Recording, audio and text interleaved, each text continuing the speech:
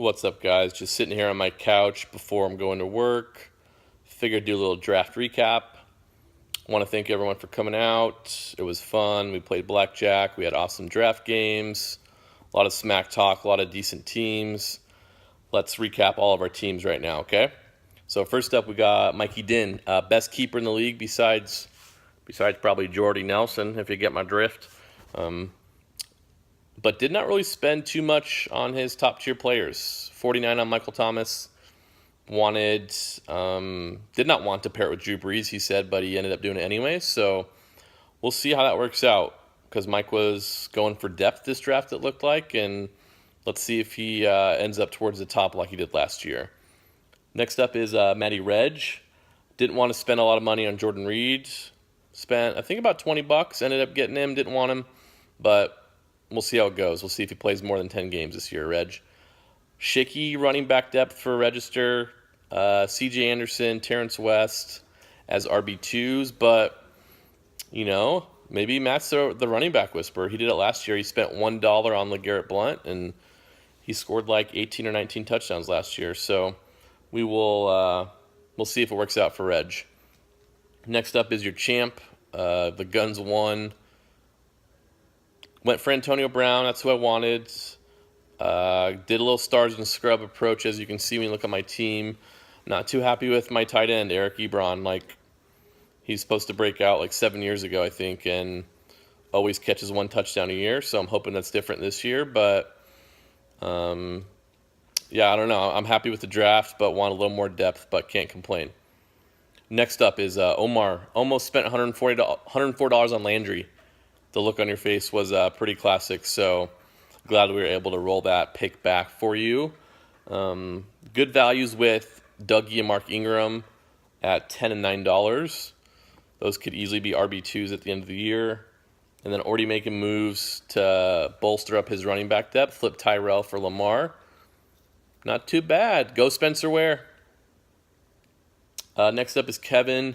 May have the best 3 running backs in Gordon, Murray, and Crowell, but if you look at his wide receivers, they're injury prone. So he was pretty conservative in the draft. Sometimes he's known to leave a little money on the board, and took the wait and see approach this year. And his top dog besides Gordon is DeMarco Murray. But let's see how his wide receivers do, because I would be a little concerned if it was my team. But hey, that's for you, Pop, not me.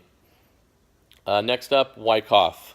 Gotta like his wide receivers, but can't like drafting 2 Cleveland running backs in one draft, especially not drafting the starter first. So a little concern there, but oops, a little camera issue there. Sorry, guys. His best player is Brandon Cooks. So if that works out well, then Wyckoff may be good. But if not, is he going to be towards the bottom of the barrel again? Will Michael Wyckoff make the playoffs this year? I don't know.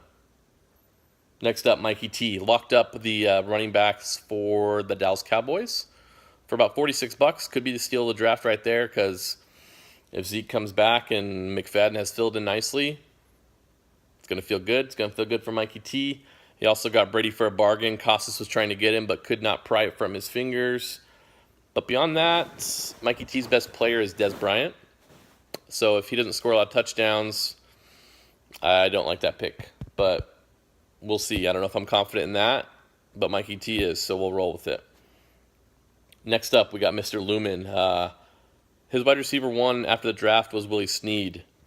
Now it goes to Tyrell Williams, I think. I don't know. But he has an excellent backfield.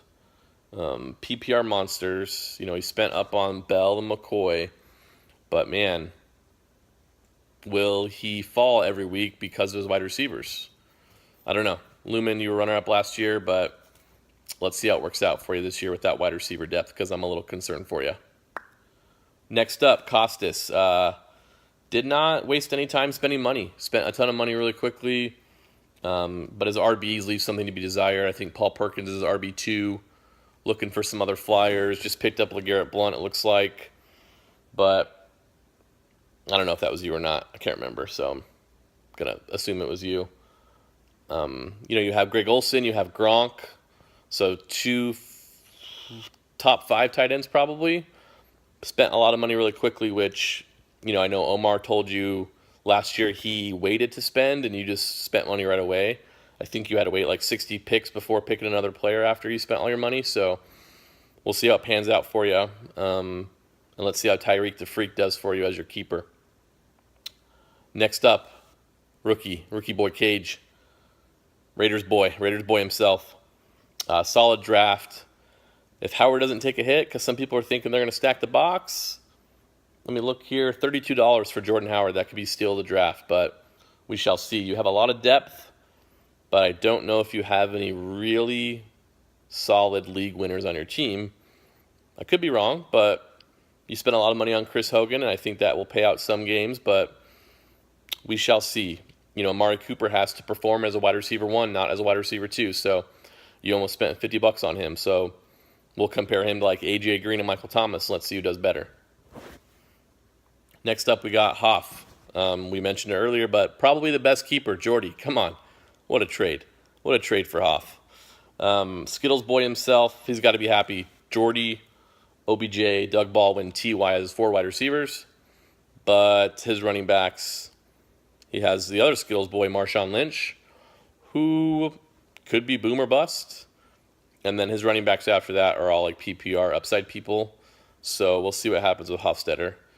Usually high-risk strategy for Hoff in his drafts. Let's see if it pays off this year. And then lastly, we got Jimmy Millardo. Drafted Aaron Rodgers while keeping Dak Prescott. I think that was an accident. I remember looking at Aaron Rodgers went from like 12 to 30 to 31 really quickly.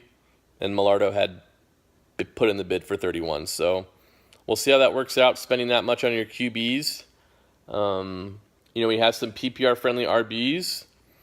And you're hoping for some breakouts. Joe Mixon, Parker, Ted Ginn need to have solid years for you to be in the top 6 for the playoffs. So we'll see. I know you were the most effective out of any player probably with your wide receiver 1 and 2 for the postponement. So good luck to you week 1, Jim. All right, guys, we'll end it there. Just want to say thank you to everyone. And remember, you do not want to be part of the under 100 club. There were a lot of people last year, not too many, I'd say 4 or 5, that had under 100 points. You don't want to do that. We're in a PPR league. We have 3 wide receivers. Put up some points, or you will probably be called out in these weekly recaps for being president of the under 100 club. With that, have a happy Thursday. Let's see how the Patriots do. Let's see how Travis Kelce does tonight. Good luck, boys.